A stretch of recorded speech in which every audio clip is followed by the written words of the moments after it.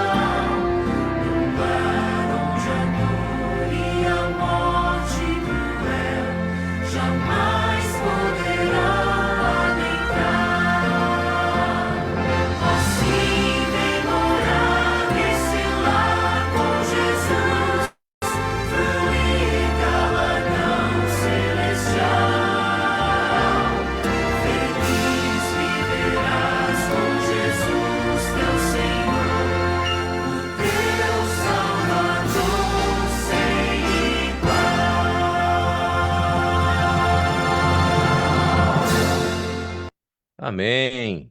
Essa é a nossa esperança. Felizes podermos um dia morar com o nosso Jesus, estar com o nosso Salvador face a face, podermos desfrutar da sua companhia, nunca mais a morte, nunca mais a tristeza, nunca mais a dor. Você crê?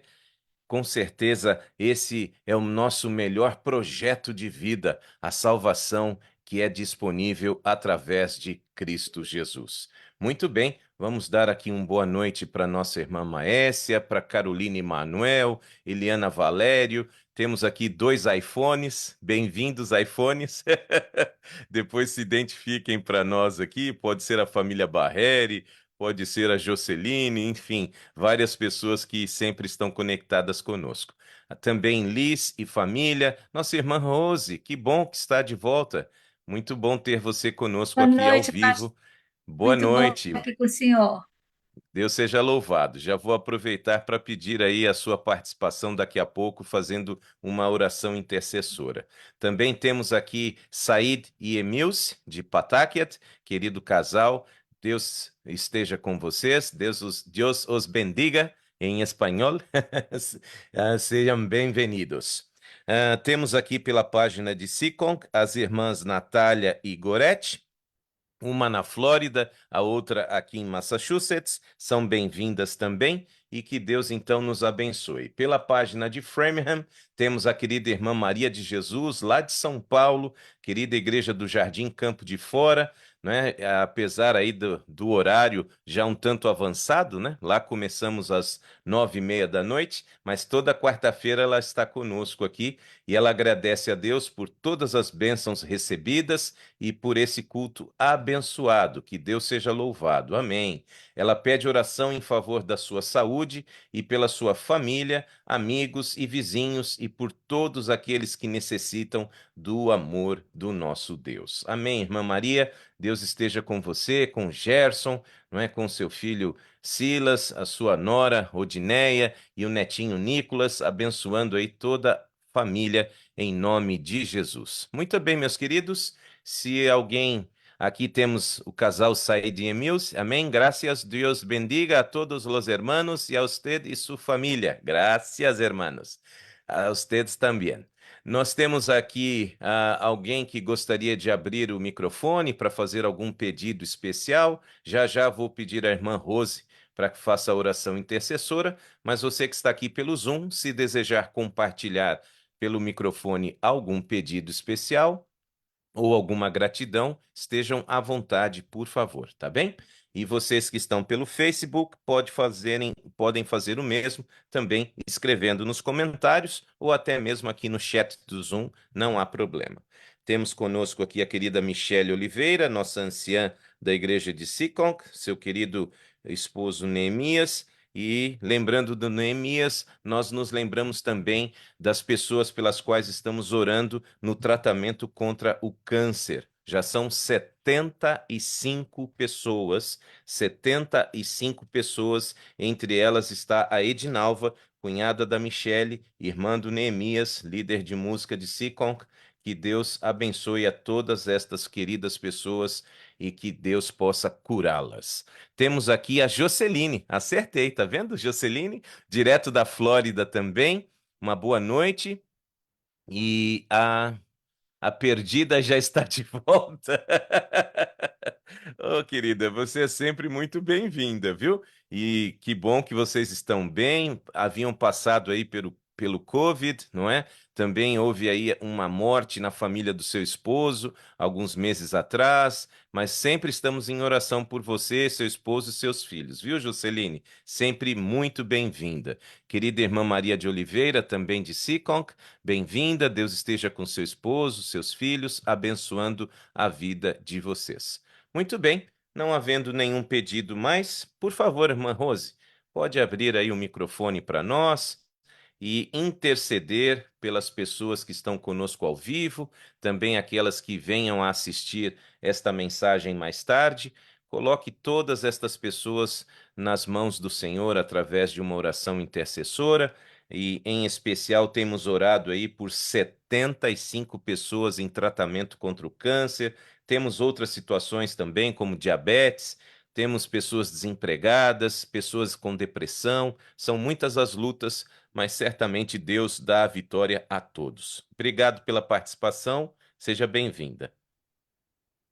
Obrigada, pastor. É um prazer estar aqui com essa família linda, em, em vários lugares diferentes. E unirmos, esse é um momento especial. Vamos nos colocar de joelhos, aqui,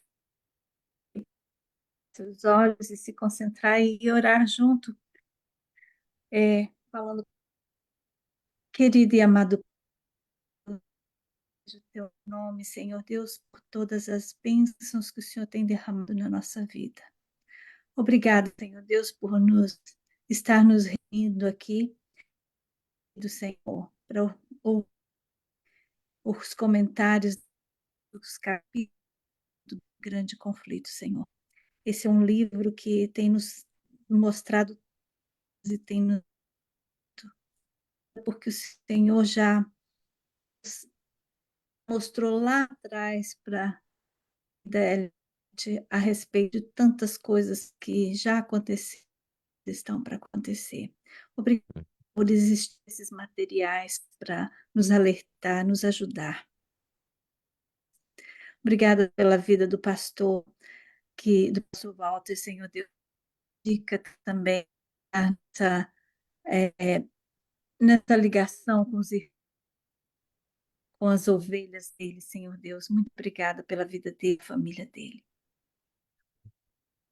Diante de Deus que está aqui no coração de cada família que está assistindo esse programa, Pai. O Senhor sabe que difícil a caminhada aqui.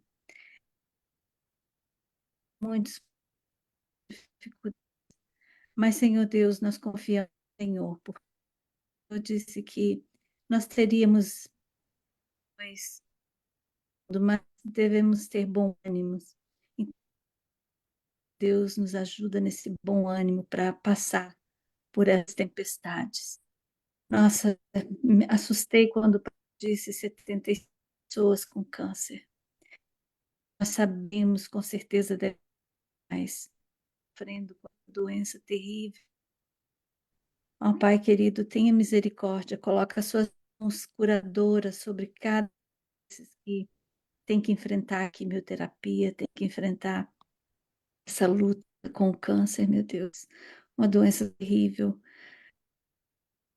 Esteja com aqueles que estão doentes nos hospitais, também aqueles que estão encarcerados. Eu soube de um jovem pai, ele está em Nova York, seus pais estão no Brasil, que o Senhor possa abraçar essas pessoas.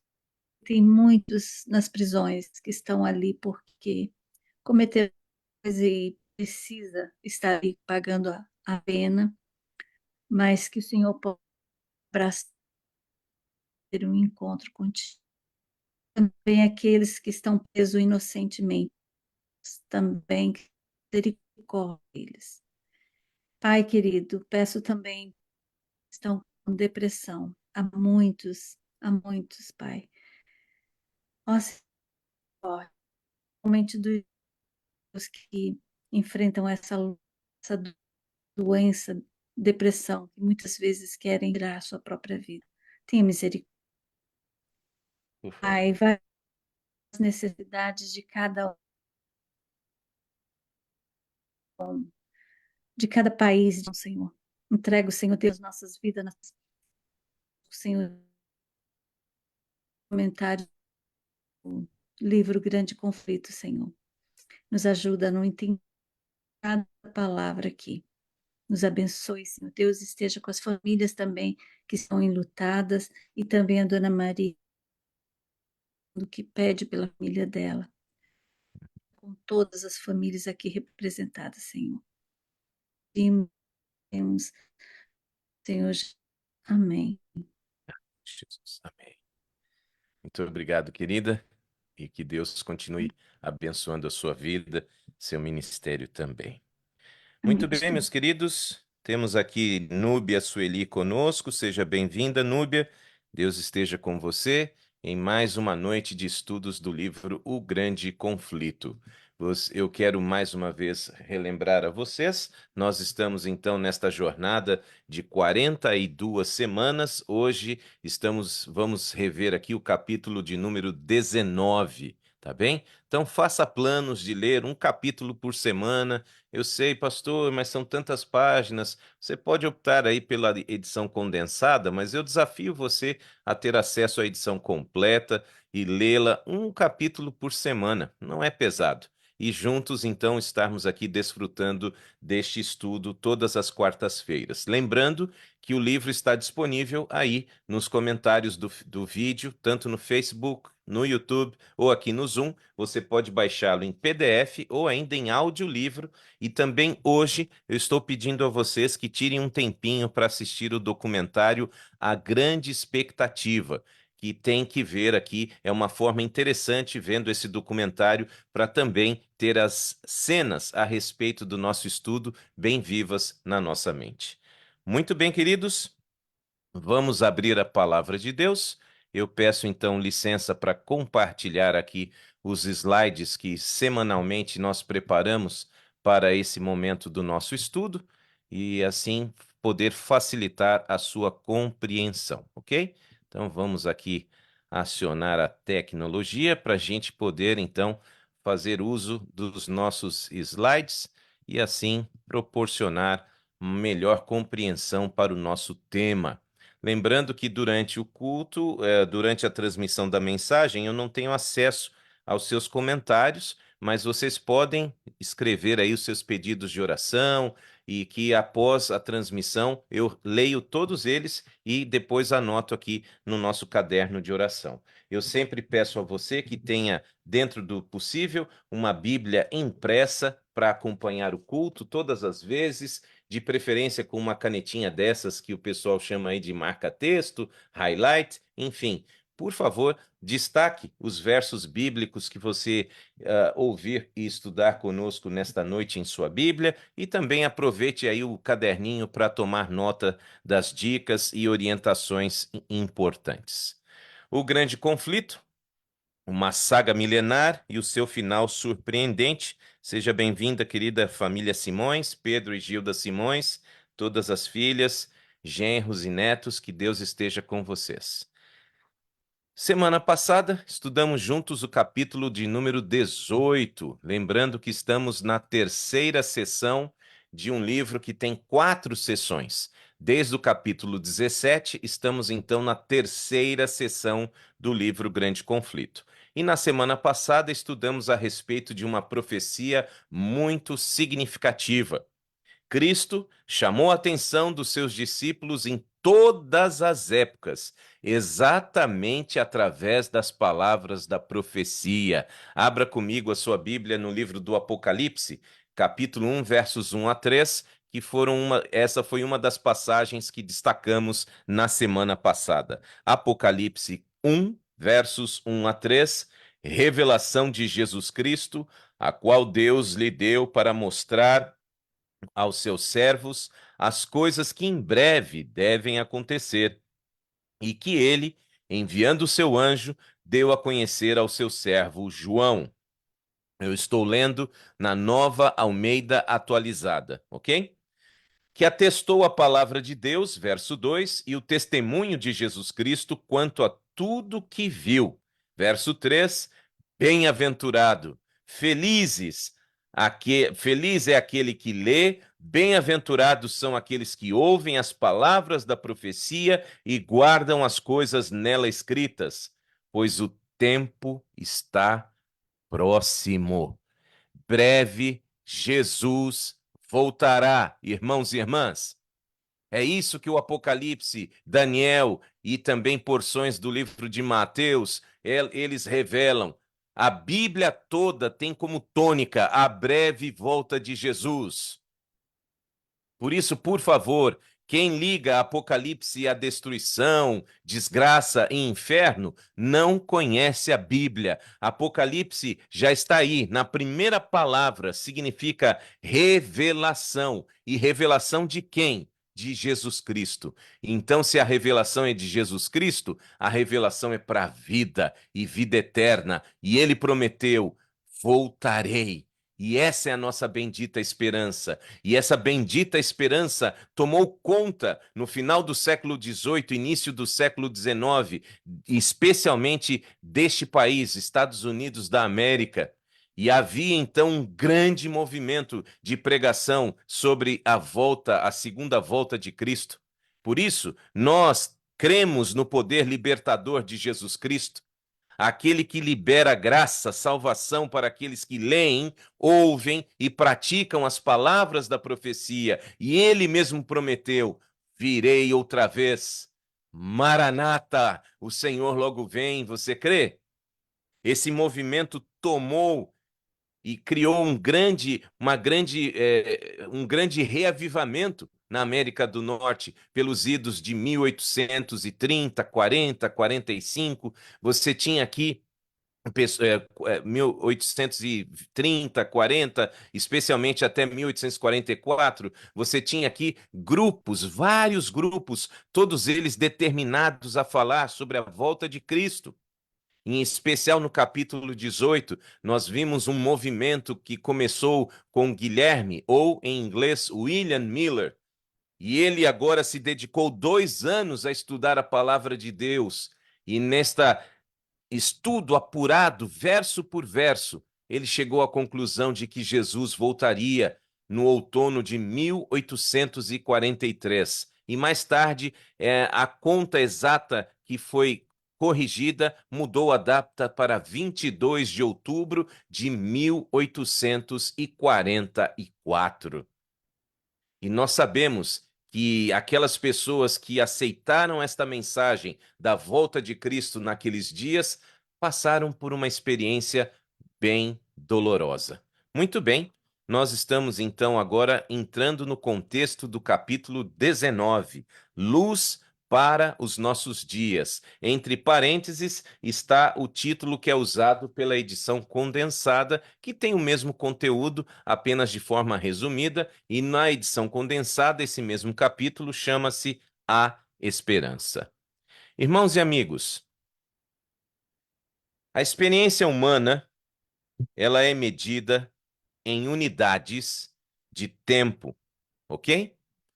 A experiência humana é medida em unidades de tempo, como meses, anos e séculos.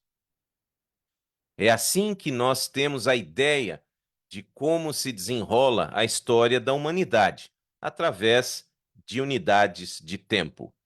Sendo assim, profecias como aquelas que são registradas em Daniel e Apocalipse, e também nos capítulos 24 e 25 do Evangelho de Mateus, estas profecias seriam inúteis se não pudessem ser ligadas a alguns eventos históricos que sejam reconhecíveis. Eventos que de fato aconteceram. Então pega a visão aí, meu irmão, minha irmã. O desafio aqui é um conteúdo muito extenso para ser passado em pouco tempo. Então, por isso a importância desses gráficos, destas figuras, para que nós possamos ter essa ideia, a fim de que você consiga absorver o que realmente nós queremos compartilhar com você. Então, lembre-se, exatamente a medida de unidades de tempo demonstram a experiência humana pela história. E essas profecias, especialmente Daniel, Apocalipse, Mateus 24 e 25, não teriam nenhuma serventia se não estivessem ligadas a eventos reais que tenham acontecido. Então, você pode se perguntar: qual é o maior benefício de profecias que estejam ligadas a tempo? Qual é o maior benefício de profecias, querida Silvana, bem-vinda, ligadas a tempo? No caso das datas relacionadas com as profecias de Daniel capítulo 8, elas nos lembram dos grandes eventos proféticos que levam à segunda vinda de Cristo, que já aconteceram, especialmente que a partir de 1844, ou seja, há cerca de 180 anos, completará agora em outubro 180 anos, a profecia aponta: vivemos o chamado tempo do fim. Então, pelos eventos proféticos datados, que têm que ver com eventos reais, o maior período profético da Bíblia está aí na tela, as 2.300 tardes e manhãs. E este período, o evento que marca a abertura desse período, acontece em 457 a.C., quando sai o decreto de reconstrução de Jerusalém por Artaxerxes.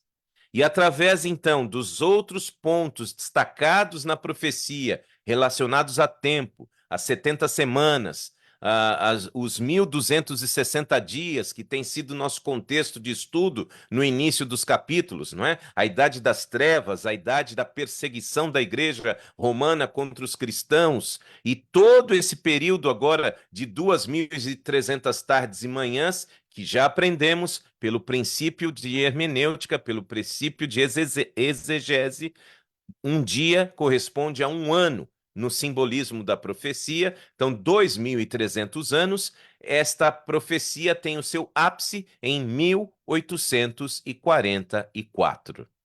Então, de acordo com a profecia, uma vez que ela inicia-se em 457 e encerra-se em 1844, a partir desta data, 22 de outubro de 1844, nós estamos vivendo o que a profecia chama de tempo do fim, período do juízo investigativo, no qual Cristo está no santuário celeste, intercedendo e passando caso a caso de cada um de nós diante da sua justiça. Por isso, a importância de relacionar os fatos que acontecem na profecia com o tempo, com a linha do tempo real daquilo que acontece na nossa história. Então, vamos rever a leitura exatamente desta profecia que está aí no contexto de Daniel, capítulo 8, versos 13 e 14. Vamos então apurar a nossa pesquisa e nos basear em Daniel, capítulo 8, leitura dos versos 13 e 14. Lembrando que eu estou lendo na Nova Almeida Atualizada. Depois, ouvi um santo que falava e outro santo lhe perguntou: até quando vai durar a visão do sacrifício diário suprimido e da transgressão desoladora? Até quando o santuário e o exército ficarão entregues para que sejam pisados aos pés? E ele me disse: até 2.300 tardes e manhãs, e depois o santuário será purificado. Então você tem aqui a abertura exatamente deste que é o maior período profético encontrado na Bíblia, a profecia das 2.300 tardes e manhãs, que correspondem a 2.300 anos. Importante nós nos lembrarmos de que, no tocante às profecias, preste atenção, nenhum ser humano, ainda que honrado pelo céu, já chegou a compreender completamente o grande plano da redenção. Isso é importante que se entenda. Nenhuma pessoa, por mais privilegiada que ela seja da parte do céu para receber a mensagem e compartilhá-la, nenhum ser humano tem a capacidade de compreender completamente o plano da redenção. Até porque os seres humanos não podem compreender completamente um Deus santo. Não faz sentido. Eu e você somos limitados, egoístas, mesquinhos, estamos afastados de Deus, pecadores. Portanto, não é possível que eu e você compreendamos um Deus santo, por mais que alguém seja privilegiado por ele na sua revelação. Portanto, abra sua Bíblia, por favor, livro do profeta Isaías. E não esqueça, eu espero que você esteja em condição de estar acompanhando com uma Bíblia impressa e destacando estes versos aí para seu estudo posterior. Isaías 55, versos 8 e 9. Abra sua Bíblia no livro do profeta Isaías, o evangelista do Antigo Testamento, capítulo 55, versos 8 e 9, porque, diz Deus, os meus pensamentos não são os pensamentos de vocês, e os caminhos de vocês não são os meus caminhos, porque, assim como os céus são mais altos do que a terra, assim, os meus caminhos são mais altos do que os seus caminhos, e os meus pensamentos são mais altos do que os pensamentos de vocês. Pegaram a visão aí, meus irmãos e minhas irmãs? Por mais que alguém seja privilegiado do ponto de vista do céu, o ser humano é limitado e não pode compreender completamente a mente de Deus e os seus planos. Ainda sobre isso, a revelação através de Ellen White registra, eu sempre alerto você que eu uso a paginação do livro completo, tá bem? Então, nesta minha edição completa, página 344, nós lemos o seguinte: mesmo os profetas que eram favorecidos com iluminação especial do Espírito, não compreendiam plenamente a significação das revelações a eles confiadas. O sentido deveria ser desvendado de século em século à medida que o povo de Deus necessitasse das instruções nelas contidas. Que Deus extraordinário, não? A revelação, de acordo com a Bíblia, livro de Deuteronômio, ela é progressiva. E nós já falamos sobre isso anteriormente, especialmente no contexto do nosso estudo a respeito dos reformadores, século XII, século XIII, século XIV, XV, XVI. Cada um deles tinha a oportunidade de avançar um pouco mais. Vocês se lembram no discurso do pastor John Robinson, que se despediu dos peregrinos separatistas, aqueles puritanos que saíram do sul da Holanda em destino à América do Norte e que depois chegaram aqui em 1620? O pastor deles, no seu discurso, ele pediu para que eles não fechassem as suas mentes para novas oportunidades de revelação que Deus daria a eles ao chegarem neste novo mundo. E o livro de Provérbios diz que a luz, a vida do cristão é como a luz da aurora. Vai se tornando melhor a cada momento até se tornar dia perfeito. Então, meus queridos, basicamente é importante que eu e você entendamos isto. E mais importante ainda é destacar que, apesar de não compreenderem completamente as coisas que lhes eram reveladas, esses homens e mulheres de Deus buscavam fervorosamente obter toda a luz que Deus pudesse manifestar. Então, aqui também entra a postura daquele que está em busca de conhecer a vontade de Deus. Não é só agora se conformar, ah, tá bom, eu não vou entender mesmo, então deixa para lá. Não, a sua postura conta. Oração e, acima de tudo, estudo da palavra, deixando a Bíblia ser a própria, interpretar a si mesma, deixando a Bíblia ser a nossa regra de fé e prática. É assim que Deus revela a sua vontade. E qual era a postura, então, desses homens e mulheres de Deus? Abra sua Bíblia, primeira carta de Pedro, capítulo 1, versos 10 e 12, por favor. Primeira carta do apóstolo Pedro, capítulo 1, versos 10 a 12. Acompanhe por bondade. É muito importante que você entenda isso. Primeira carta de Pedro 1, 10 a 12. Foi a respeito desta salvação. Note que os profetas indagaram e investigaram. Meu irmão, minha irmã, pega a visão aí.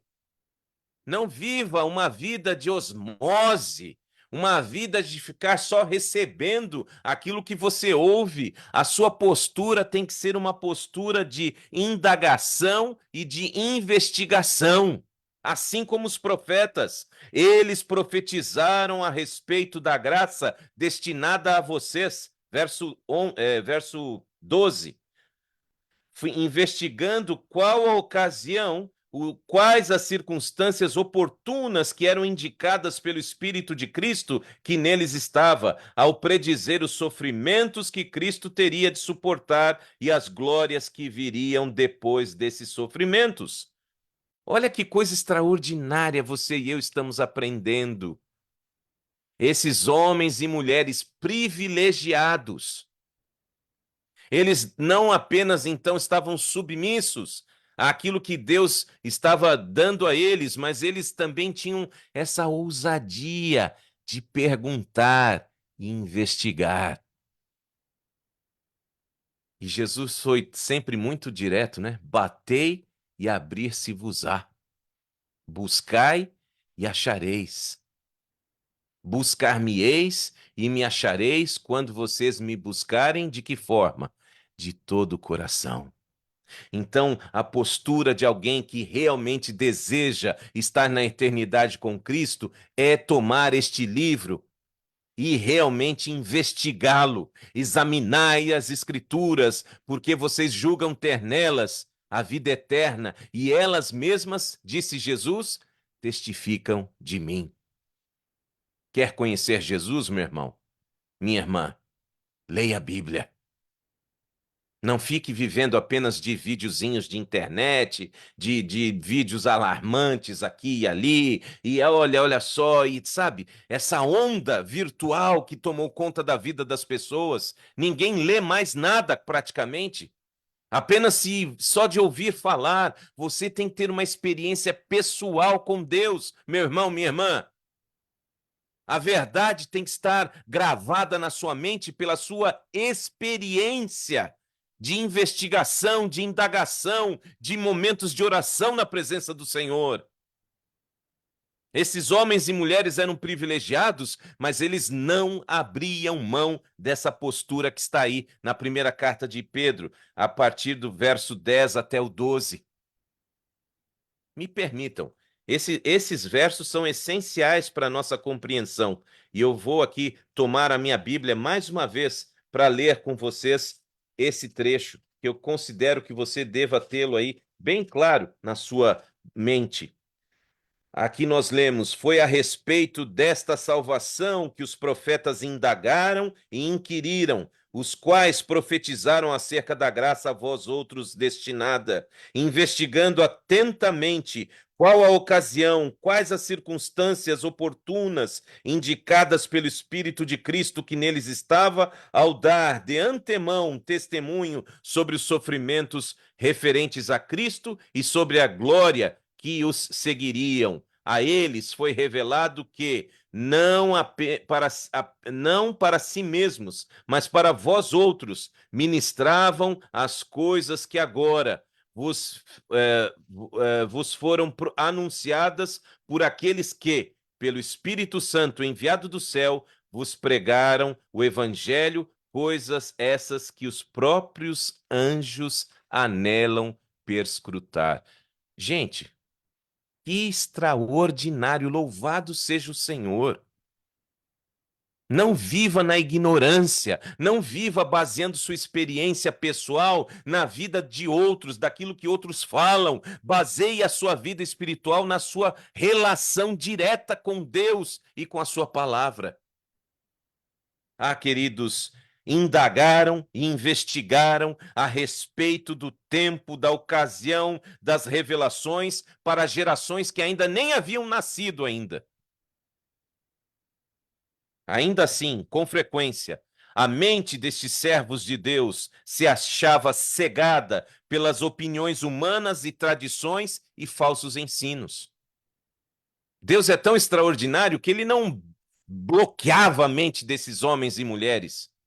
Ainda assim, com essa busca sincera, eles eram influenciados no meio em que viviam, por tradições, falsos ensinos, por questões aí de opiniões humanas. E no caso específico dos discípulos, nós devemos nos lembrar, os discípulos e os seus contemporâneos, desde o seu nascimento, haviam fixado o coração na antecipada glória de um império, de um reino terrestre, um Messias político, um Messias que iria livrar a nação judaica do jugo romano, um reino terrestre. Esta era a esperança deles. E eles tinham isso impregnado nas suas vidas, essa questão que envolvia exatamente esse aspecto da profecia. Eles criam num reino que seria então agora um reino terrestre. Uma pequena falha aqui, deixe-me só corrigi-la. Um reino terrestre de Cristo, que agora deveria simplesmente livrar a nação do jugo romano. Queridos, a compreensão das especificações da profecia e das palavras de Cristo com relação ao reino do Messias em Jerusalém estavam equivocadas.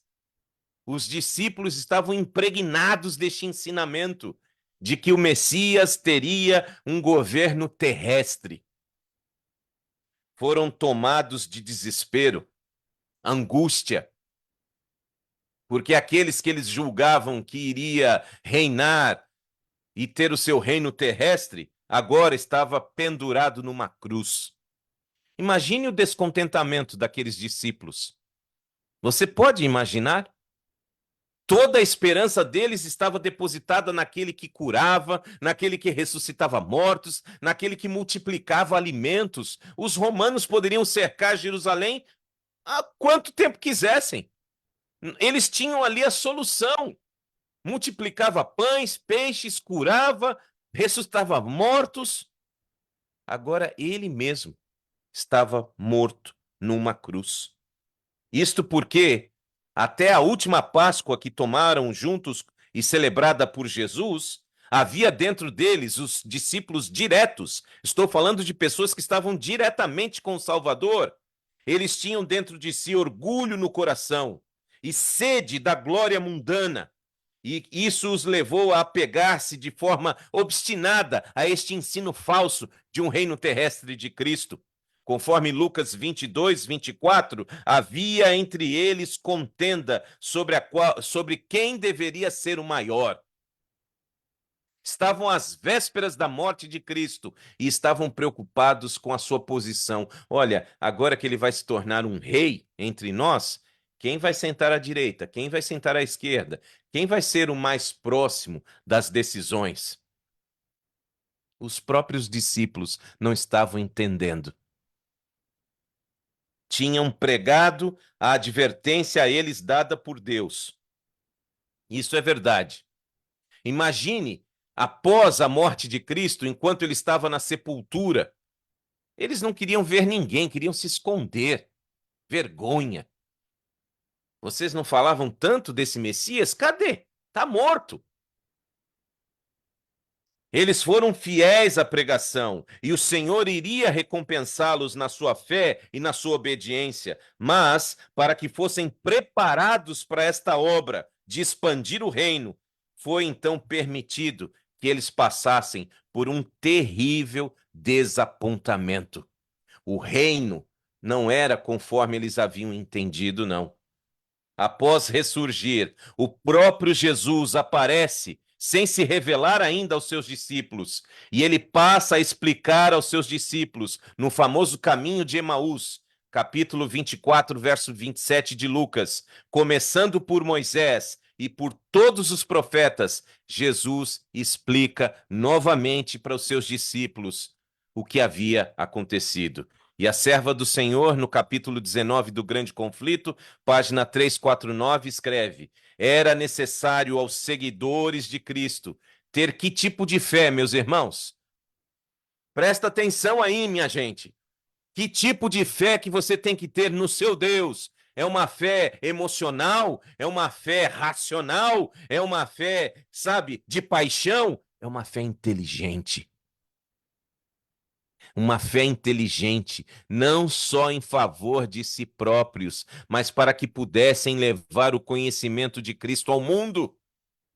E como primeiro passo no comunicar este conhecimento, Jesus encaminhou seus discípulos para onde? Moisés e os profetas significa o quê, minha igreja? Significa Bíblia. Jesus deu um estudo bíblico para os discípulos.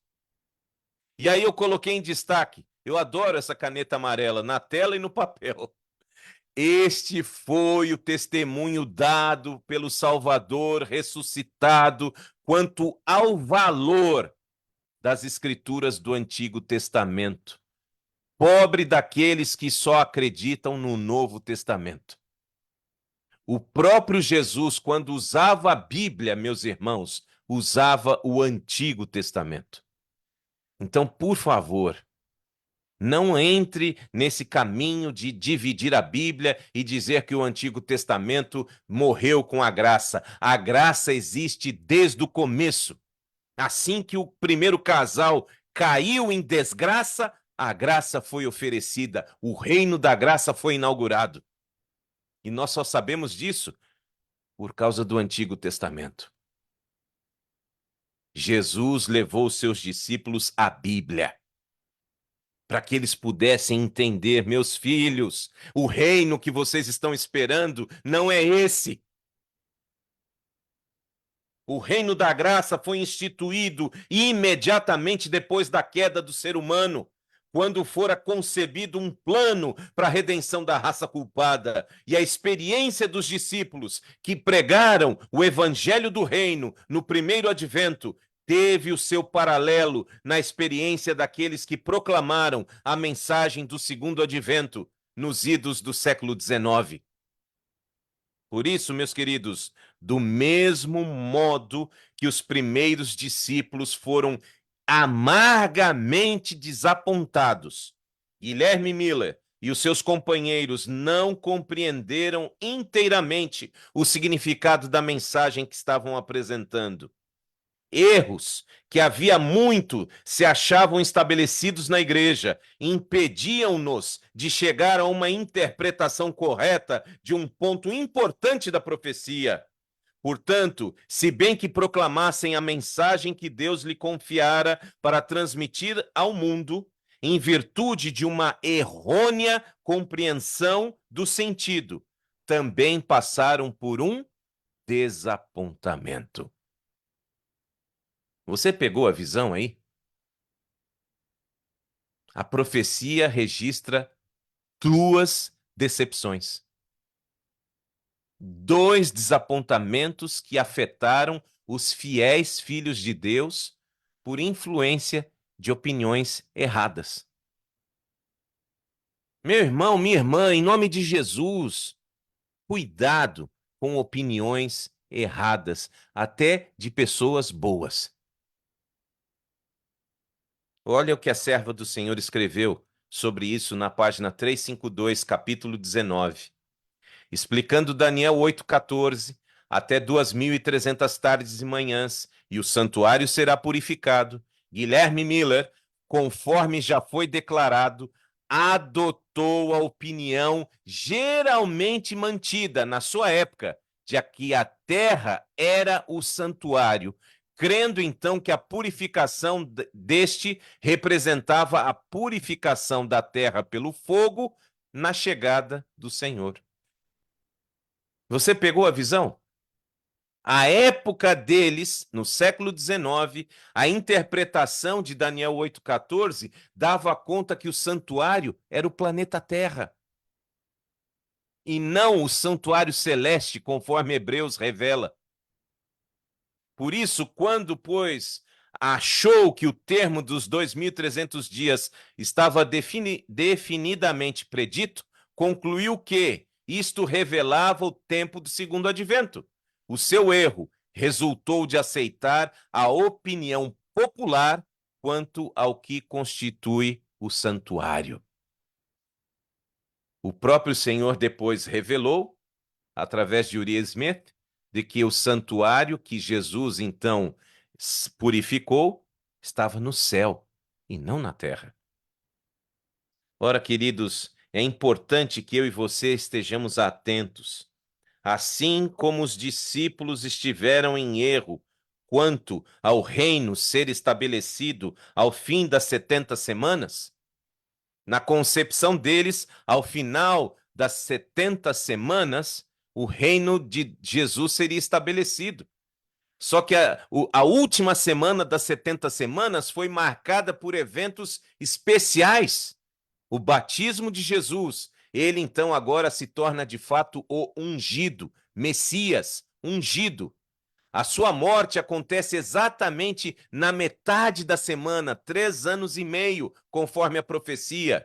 E ele é morto, o Cordeiro de Deus paga o pecado em nosso lugar. E finalmente, com o apedrejamento de Estevão, no final das 70 semanas, o Evangelho agora, a graça de Cristo, o reino da graça está disponível para qualquer criatura, não apenas para os judeus. O evangelho agora estava liberado para todos os seres humanos do planeta. Amém por isso?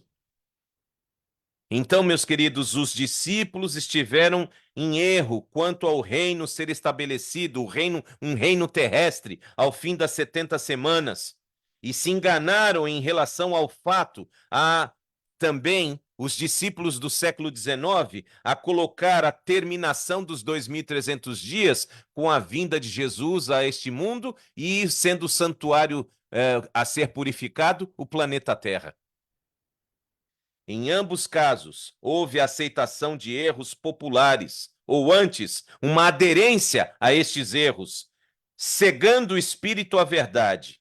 Ambas as classes cumpriram a vontade de Deus, apresentando a mensagem que ele desejava que fosse dada. Ambas as classes falaram, o primeiro advento e o segundo advento, mas pela sua própria compreensão errônea da respectiva mensagem, sofreram aquilo que chamamos de desapontamento. Está claro para você isso, meu irmão, minha irmã? É muito importante que você tenha em mente exatamente que o desapontamento não foi algo apenas do momento do século XIX com os primeiros adventistas. Não. Os discípulos passaram por esse desapontamento também.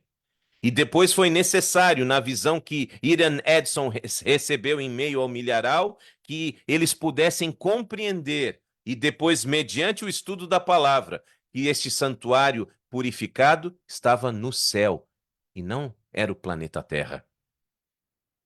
A mensagem do desapontamento pelo não retorno de Cristo em 22 de outubro de 1844, meus queridos, era destinada à prova e à purificação da igreja, habilitando espiritualmente aqueles crentes que restaram após a grande maioria renunciar à esperança. Então, notem, Jesus não deixou o seu povo mergulhado nesse desapontamento, da mesma forma que os discípulos foram agora, através da Bíblia, foram reorientados e reacendeu neles a esperança, tanto que depois o Espírito Santo veio a eles no Pentecoste.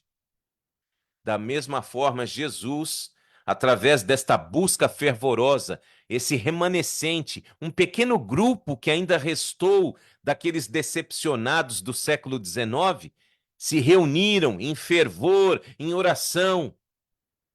E num desses momentos, então, Irã Edson, saindo da sua casa, recebe a visão dizendo: o erro está na interpretação. O santuário não é o planeta Terra, o santuário está no céu. E está inaugurado o tempo do fim. Sim, queridos, esta prova revelaria a força dos que com fé verdadeira haviam obedecido e aos que acreditavam, aqueles que acreditavam ser o ensino da palavra e o Espírito de Deus. De novo, a Bíblia foi o consolo para o desapontamento. A Bíblia foi o consolo para o desapontamento dos discípulos, e a Bíblia foi o consolo, o conforto, o guia seguro para o desapontamento dos pioneiros adventistas. Amém? Não há o que temer, meus irmãos, minhas irmãs. Para esses crentes, assim como para os primeiros discípulos, aquilo que na hora da provação lhes parecia obscuro para a inteligência, mais tarde se tornou claro. Pegou a visão? Na hora da provação, tudo parece obscuro para a nossa inteligência. Senhor, por quê? Nós estávamos tão expectantes com a tua vinda. Os discípulos estavam tão expectantes com a chegada do seu reino. Mas logo, pela palavra de Deus, tudo se torna claro. Salmo 25, por favor. Abra e marque a sua Bíblia no Salmo número 25. Leitura do verso número 10. Salmo número 25, leitura do verso 10. Todas as veredas ou todos os caminhos do Senhor são misericórdia e verdade. Algumas traduções dizem misericórdia e justiça para aqueles que guardam a sua aliança e os seus testemunhos. Ah, meus queridos irmãos e amigos, que privilégio! Que privilégio! Eu e você não somos deixados à ignorância em nenhum momento. Aqui está a nossa segurança. Pode haver algum sabor de frustração, pode haver algum sabor de decepção. Estamos num mundo de injustiça, mas a única segurança está aqui. Foi assim que Jesus ensinou a palavra, e foi assim que ele fez ao ressuscitar. No caminho de Emaús, levou os discípulos a Moisés e aos profetas. E assim ele fez com os pioneiros adventistas, trazendo aqueles que restaram do grupo dos desapontados para a reflexão em oração e estudo da palavra e na visão dada a Ian Edson. Deus sempre revela a sua vontade aos seus escolhidos. Você aceita? Que verso extraordinário! Salmo 25, 10. Eu sugiro a você que antes de dormir, leia novamente e feche os seus olhos sobre este verso. Todas as veredas do Senhor são misericórdia e verdade para os que guardam a sua aliança e os seus testemunhos. Você aceita andar nos caminhos do Senhor para que misericórdia e verdade sempre te acompanhem? E possamos ser testemunhas da promessa de que Ele breve virá? Senhor Jesus, muito obrigado pela clareza da Tua palavra. Obrigado porque, mesmo sendo seres humanos limitados, não somos deixados à ignorância. Sabemos que, como pecadores, não podemos compreender totalmente a mente de Deus, mas aquilo que é necessário para a nossa salvação está revelado em nome de Jesus. É a palavra, é a profecia, não são as opiniões humanas, não são as tradições, não são os falsos ensinos, é a palavra revelada, o Verbo, Jesus. Então, Deus, por favor, assim como o Senhor esteve com seus discípulos, assim como estiveste também com os pioneiros deste movimento remanescente chamado Igreja Adventista, esteja conosco, Deus. Não permita que estejamos longe da tua palavra neste tempo do fim. Não permita que a nossa sensação de frustração por tantas injustiças, por doença, por problemas, por depressão, por tristeza, por desemprego, por problemas financeiros, que nada nos afaste da palavra. Senhor, assim como o Senhor esteve com os discípulos a caminho de Emaús, esteja ao nosso lado. Conte-nos a sua história através das páginas da Bíblia, Senhor. Nos dê fome e sede da palavra. Foi assim também com os peregrinos, os pioneiros da Igreja Adventista, decepcionados quando encerrou 22 de outubro de 1844, eles estavam arrasados, Deus. Mas a tua palavra resgatou a esperança dos sinceros. Ó Pai que está no céu, toma-nos em tuas mãos. Revela a cada um de nós, a cada dia, o caminho seguro, com misericórdia e verdade, a fim de que nós possamos, Senhor Deus, de fato, ser cumpridores da aliança que o Senhor fez conosco e guardemos os seus estatutos. Pai, toma conta de todas as pessoas que estão linkadas conosco ao vivo ou aquelas que assistem esta mensagem em outro momento. Que a cada semana estejamos mais convencidos de crer e viver as palavras da profecia, porque o tempo está próximo. Dá-nos uma boa noite de descanso, renova nossa fé e volte logo para nos buscar. Orando, em nome de Jesus, dizemos amém e graças a Deus. Que Deus abençoe a sua vida. Fica a dica para que você, através do link, possa assistir o documentário A Grande Expectativa. E, por favor, para a próxima semana, leitura do capítulo número 20 do livro O Grande Conflito. E quarta-feira estaremos juntos novamente, pela graça de Deus. Que Deus abençoe você. E lembre-se, breve Jesus voltará. Uma boa noite. Amém, pastor. Boa noite. Deus abençoe o senhor. A todos, muito obrigado.